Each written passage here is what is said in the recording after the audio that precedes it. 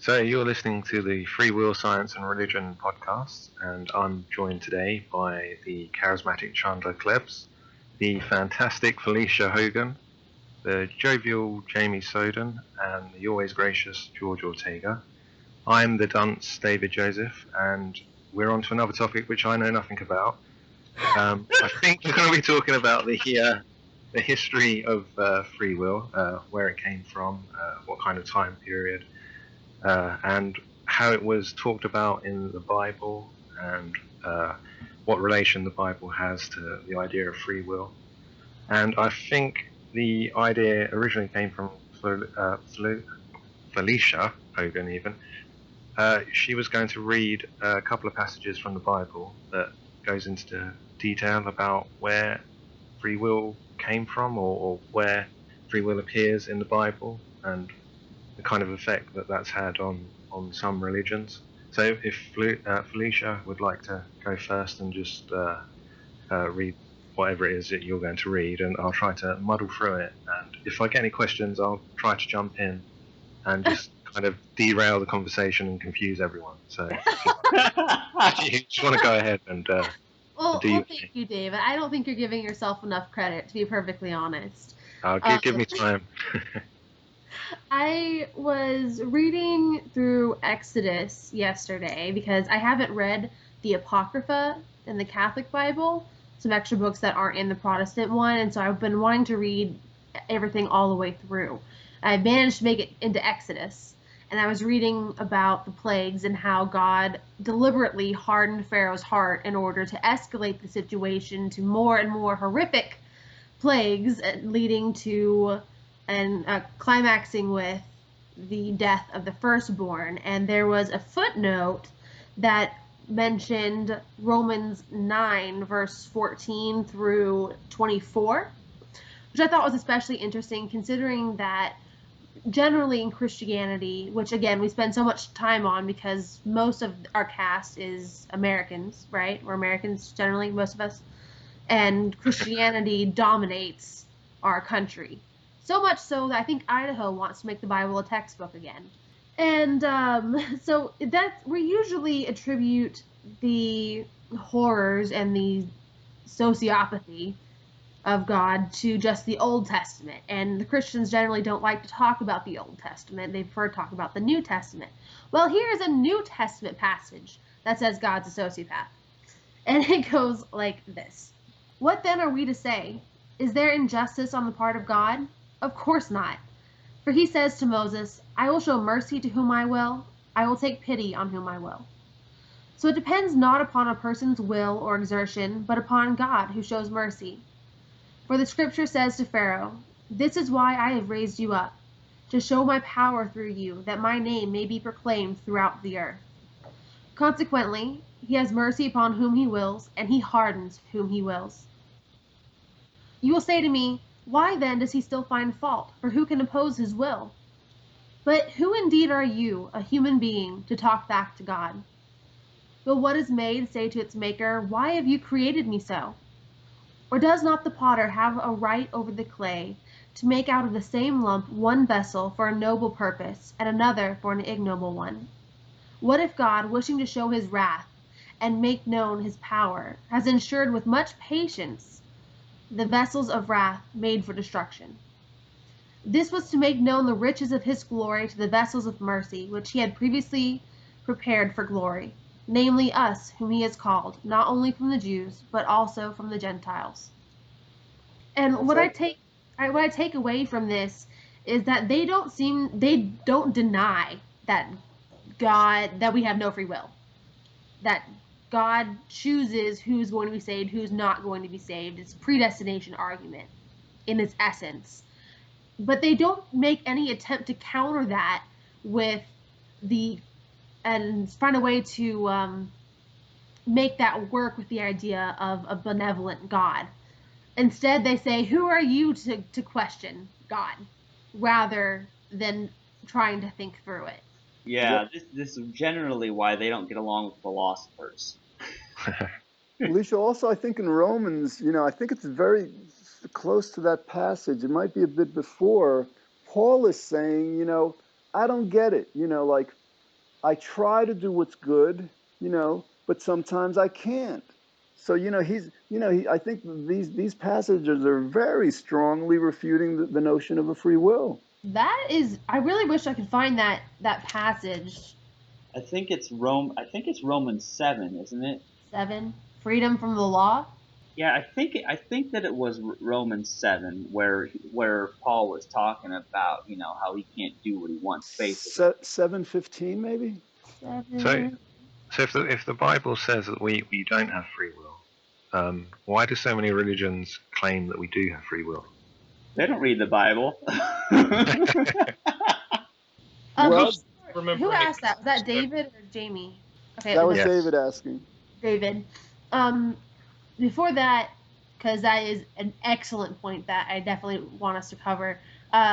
George, you are correct. George and Chandler. It is chapter 7, verse 15 of Romans, where Paul says, "What I do not understand, for I do not do what I want, but I do what I hate." Now, Yeah. if I do what I do not want, I concur with the law. I concur that the law is good. So now it is no longer I who do it, but sin that dwells in me. For I know the good does not dwell in me, that is my flesh. The willing is ready at hand, but doing the good is not. For I do not do the good I want, but I do the evil I do not want. And it goes on back and forth for a while. Yeah, It's I've read that confusing several passage. times. I've read it so many times trying to figure out what he was talking about. He sounded really confused. Well, yeah, And he, basically what Yeah. he's saying is like, if it was up to him, he wouldn't be sinning. He wants to do what's good, but there's a part of him that doesn't allow him to, that he's obviously not in control of. Yeah, I think it's the strongest case against free will you can get from the Bible. And the greatest part is it's in the New Testament, so we can skip all the bickering about what in the Old Testament is relevant still.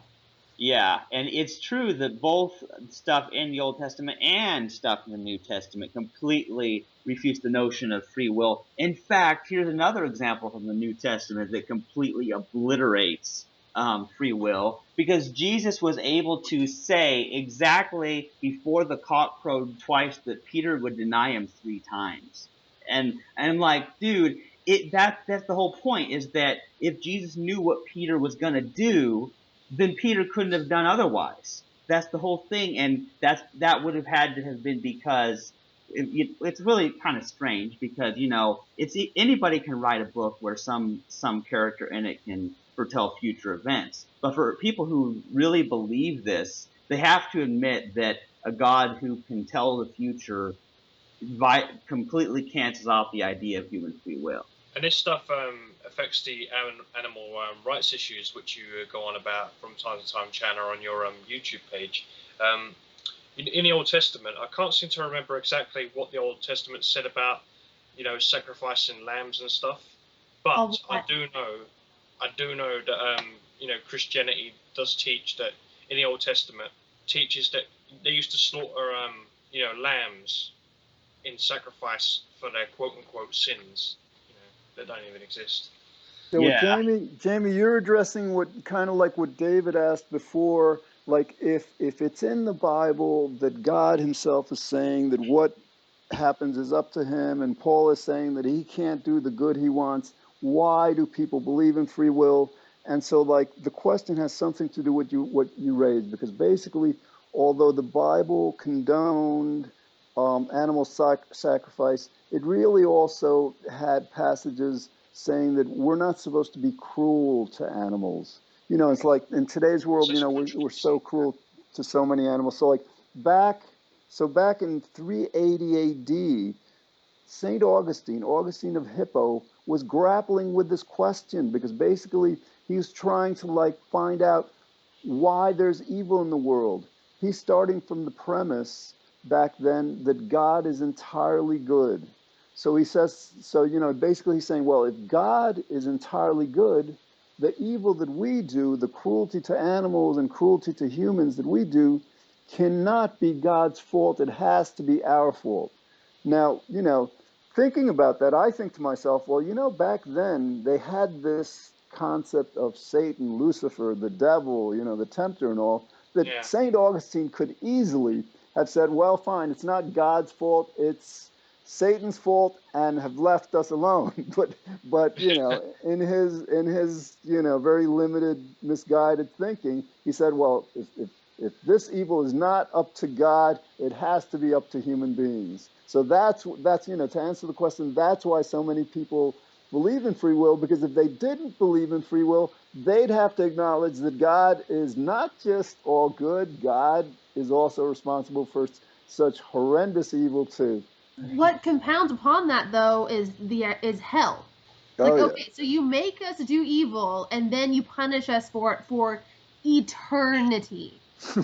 Exactly, especially this Garden of Eden bullshit, where excuse my language there, but you know, he didn't want Eve to eat that fruit, you know, the forbidden fruit that would kill everyone and stuff because of quote unquote sin, you know, original sin. But here's the problem with this, you know, who was the one who put the fruit in the garden in the first place? You know. And Jamie, God is supposed to be all-knowing, so God knew full well that Adam and Eve were going to eat the fruit. But he wanted to give us the choice. What choice? There is no choice. Exactly. So, David, to answer your question, my hypothesis is that the idea that we have free will came along so much later. It would have had to, let's see, the Calvinists were 14 and 1500s, right around where they began. So they continued what, into the 1600s? So I would think that free will would have come along somewhere in the 1800s.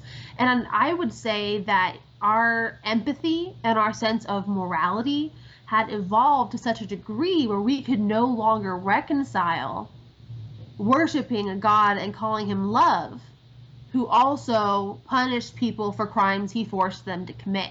And we would much rather worship a loving God than a sociopath. So they invented this idea that it's our own fault, which of course is an entirely abusive notion anyways, in order to vindicate God. And I'm really impressed with my vocabulary in that monologue. I am impressed with myself. It was very good. Yeah, well, you Felicia, know what? I was impressed by David Joseph's introduction to this podcast. I didn't notice. I was busy swooning. It was actually Felicia, Jamie. It was Jamie. It wasn't me. I I think thought What about me? What's that? no, David. It was so awesome how he did it about the fantastic Felicia Hogan, the Charismatic Chandler. Oh yeah. yeah, and the gracious George, and he called himself the dunce David Joseph, and I thought, well, you know, I don't know, I don't really know if dunce is the right word there, you know. That's not the right word. Yeah. I distinctive. object to that first thing. You know a lot more than you let on, David. Yeah, that's true. I keep it to myself though. So, so are we saying around the 1700s that the idea of free will really kind That's my guess.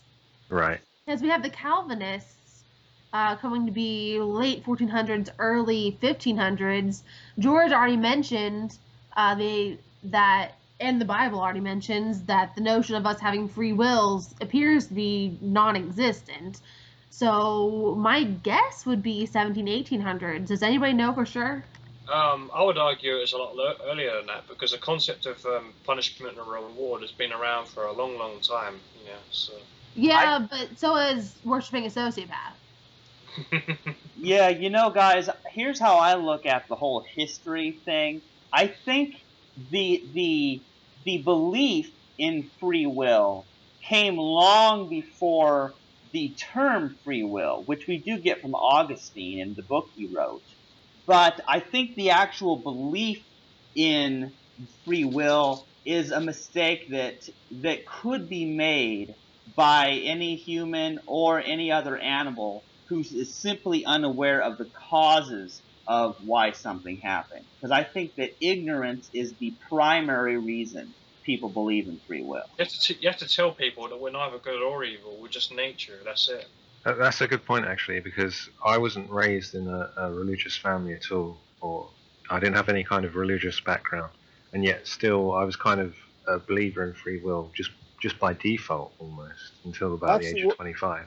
Well, David, that's an interesting question. Back at the time of the Greeks, a couple of things. First of all, at the time of Aristotle, Socrates, Plato, they had neither a word for will or for free will, but they had terms for fate and destiny, meaning that, I imagine that most of the Greeks believed their lives were controlled by the pantheon of gods. Now, so like in terms of like, you're right, Chandler.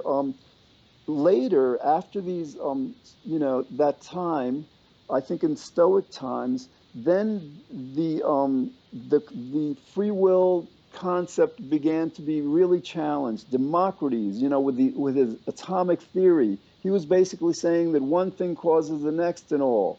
And so, like, then there was this one Greek, I forget his name. He's trying to defend free will, so he makes up this concocted explanation that, well, sometimes atoms can swerve, and I that heard was his that defense one. of free will.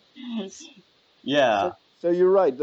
Although the term hadn't been coined until 380 AD, there was the belief within, the latter Greeks of this free will. Yes, and there's another point I want to make. It's about, that title of that book, De Libero Arbitriro. What does the word arbitriro sound like? Arbitrary, Yeah, I'm going to random. I'm going to type it into my dictionary here.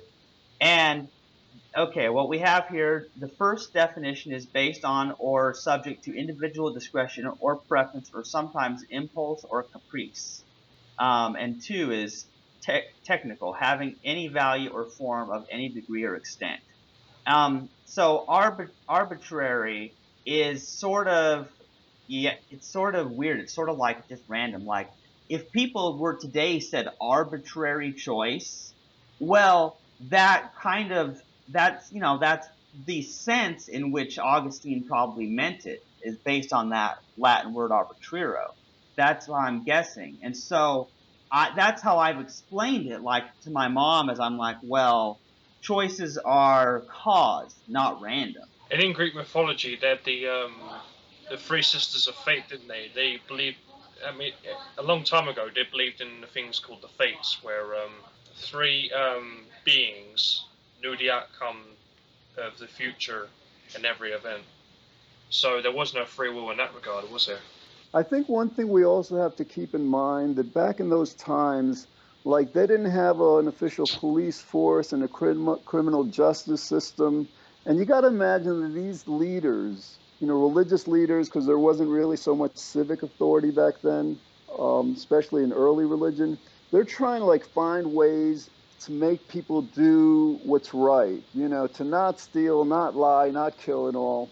So I think somebody came up with this idea. Well, if we like invent this place that exists after we die, and if we're really horrible, we're going to go there and suffer eternally, then that might, scare people into doing the right thing. And so, like, in order to justify that, that belief in this hell that's going to like, condition people to be more moral, then they have to kind of like, people have to feel that they're responsible, because like if people understand that like what they do isn't fundamentally up to them, I think maybe with their level of lack of sophistication of thought back then, most people might have concluded, well, this whole concept of hell would be unfair, and like, you can't hold me responsible.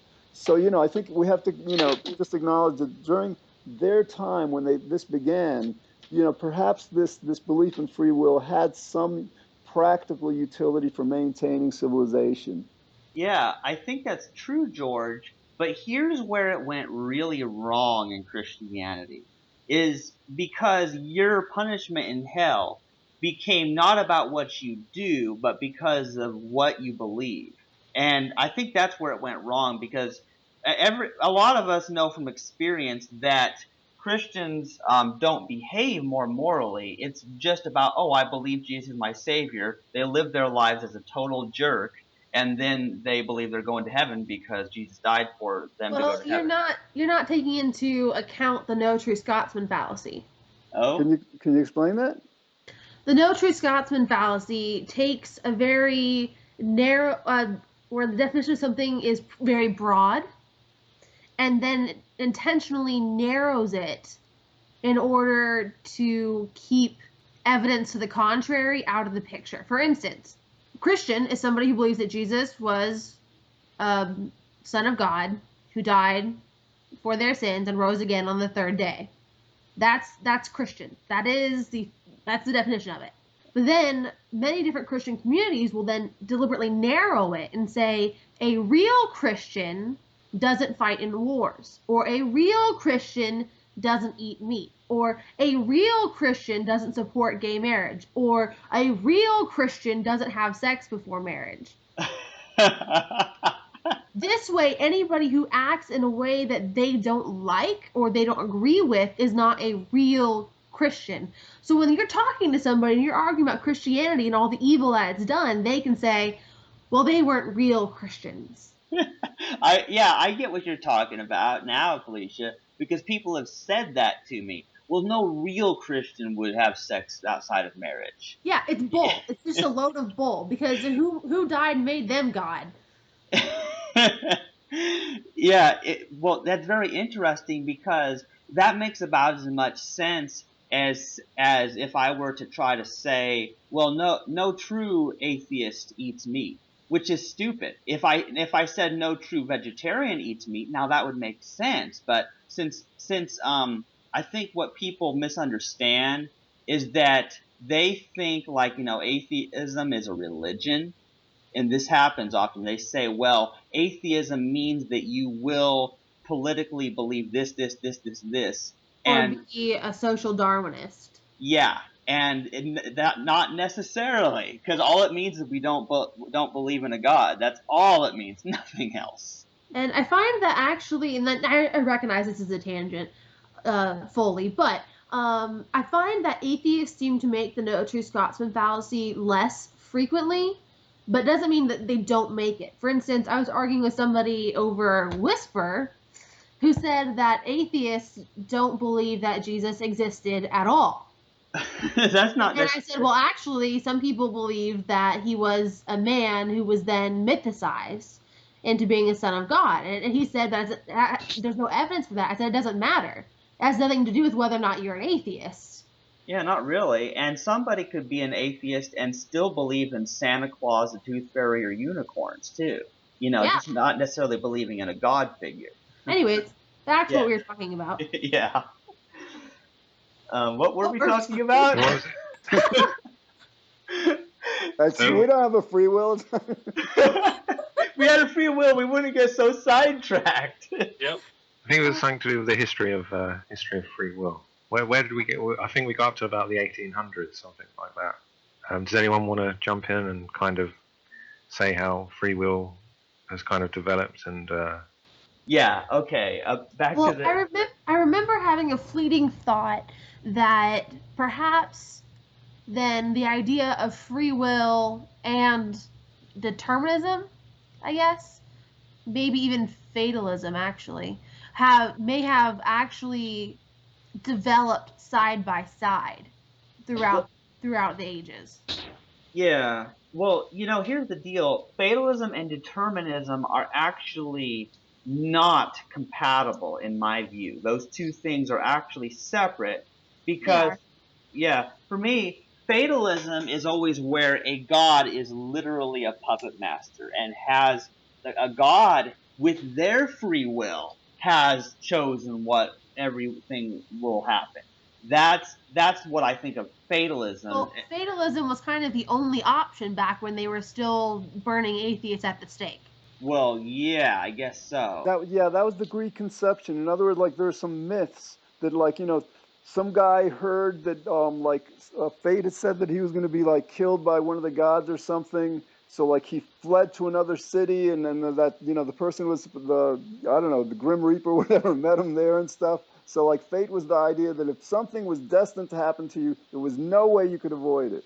So it basically, like, not only did it kind of like deny free will, it denied just any kind of like causality, in a sense, or causality that had an influence on actions.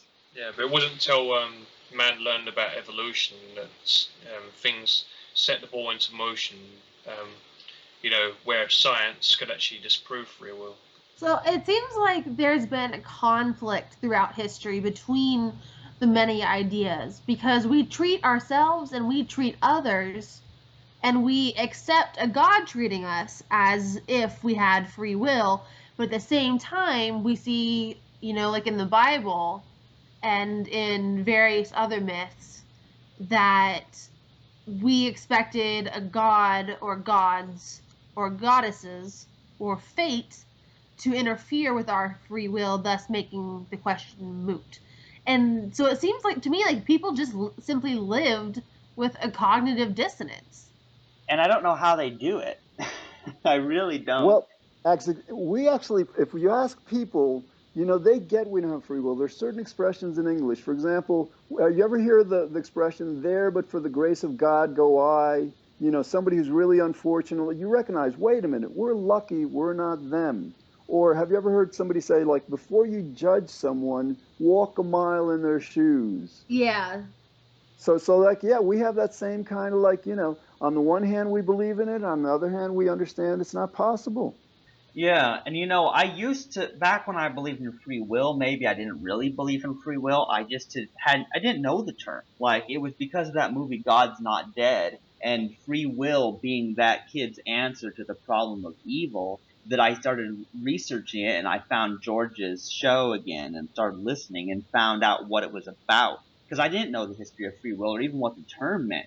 And again, so I think we are still in that confusion, like, even the academics, like Kant, I couldn't believe it. Kant, this major philosopher, he understands that free will is impossible. Huh? That did not. His name. Language, Yeah, George. no, Language. Kant, I don't know, whatever. This guy is like, he presumably has a brilliant mind, right? So like basically he gets why free will is impossible. He can't accept it. So he redefines free will as like, we have a free will when we're making quote unquote virtuous decisions based on enlightened reasoning or something like that. I mean, how could you, and this is some of the problem we have with all these definitions, people not being able to accept, the reality. Well, guess what, George? The problem is you don't get to choose how enlightened your reasoning is. There you go. And you know what? That guy I told you about that said that your book was worthless dribble, his favorite philosopher was Immanuel Kant. It's weird. I used to pronounce him as Kant until I heard better from Rick Coast. Well, actually, I mean, like, if you're in the United States, probably Kant is probably more acceptable. But yeah, whatever. Well, I think even more so in the UK, I think the accent makes it that much more difficult to understand. The difference between them. Am I wrong? I don't know. That makes sense. Maybe it's just to my untrained ear. Yeah, I don't really think it matters. It's a tomato sort of a thing. Yeah, except for tomato happens to be offensive. What? What? I think I missed the joke. Is tomato, Kant, or Kant? Except for Kant, it's potentially offensive. Oh, that sounds like the word that they've been calling me on YouTube recently. Yes. Okay, yeah. All right, welcome to the party, Chandler. Yeah, okay, now I get it. We're trying to keep our language clean for this podcast in case any of our listeners are confused. Well, anyway, we are like out of our 30 minutes. So I probably, let's see. David did such a good job opening it that he should close it and say something really awesome. Before that, though, David, you mentioned stopping the conversation if you had any questions. Do you have any questions? Yeah, actually, I was going to say, what do we mean when we call someone like willfully ignorant of something? Willfully ignorant, I would say, is when they purposely go out of their way to not know things.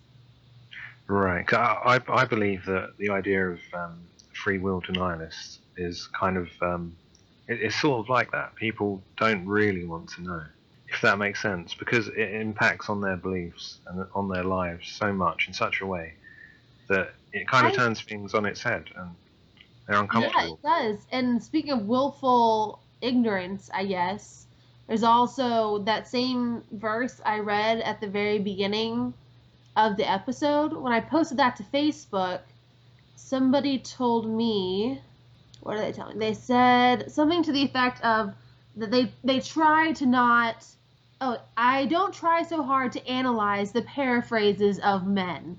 I seek him through prayer, because if I try to make sense of things myself as a human being of this earth, I will always find myself lost. Have faith, Yeah. Felicia. I know that you are searching for answers. Right. Yeah. That's almost Not like spare me the details. My mind's made up. You know. That Yeah. or kind of- not That's what I- realizing that having faith is actually a decision she came up with by reasoned thinking. And I take the term, when someone tells me on a subject like this and says, have faith, I'm like, excuse me, no, I will not. I will not have faith. I demand evidence. Absolutely. What part of this are you not understanding? Yeah, maybe the Christians should be reading Richard Dawkins' books, you know. Let's start by reading their own freaking Bible. Yeah, that's the first book that I would recommend to Christians. Well, is true, the but Bible, but they don't read it. I'd recommend they read the God Delusion, because the God Delusion might help them, you know, get out of their twisted thinking. I And actually David- haven't read that yet. Maybe I should. I read It's like available with I read audiobooks as well. Yeah. Yeah, read we, David, also, like, to answer your question, like, some people, there's an expression, don't expect people to believe something. Their job depends on their not believing, something like that. For example, so like, the people who run the media, academia, they've been very, very successful. So for them to acknowledge that, like, their success wasn't up to them, it really attacks people's ego and sense of like, accomplishment. Yeah, even Right, Richard exactly. Dawkins understand that free will's an illusion. And you might notice that Richard Dawkins doesn't really blame, you know, the indoctrinated for the way they are. David Joseph, did you want to end this podcast? It's getting kind of long. well, Yeah. Chandler, don't forget that most of that's going to be, a lot of that's going to be cut out. That's the thing. There's plenty of silence I can cut out of this, and I guess it's not too big a deal that it's over 30 minutes. I mean, Felicia and I Well, went well, really also- Right, it's fine. We'll also cut out you trying to add Nick to the podcast. yeah. Out, probably some tangents. I think the beginning of the recording, we were still talking about other stuff. I'm gonna cut out the stuff that completely had nothing to do with our topic. You know, I want to still include most of the important stuff, like the no true Christian fallacy that Felicia mentioned, because that's really good stuff. Yeah, and again, Chandler, if we go over 30 minutes, it's fine. I honestly believe we're well under 30 minutes, all things considered. Yeah, I think so. But this was really good, and I want to hear how David Joseph is going to close this episode, because I hope it'll be awesome, like the beginning was. No, nothing special. Just make sure you edit out all of George's foul language. What?